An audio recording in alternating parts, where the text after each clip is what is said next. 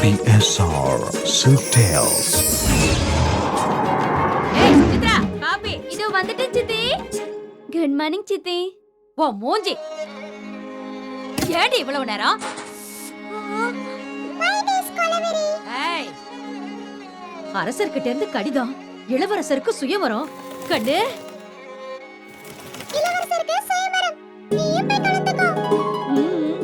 டன்டடாய். எப்படி இருக்கு இந்த Dress? நானே தைச்சது.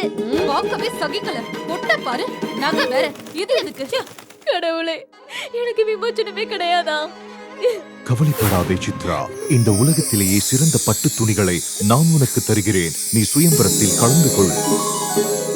மாலைய போடு போடு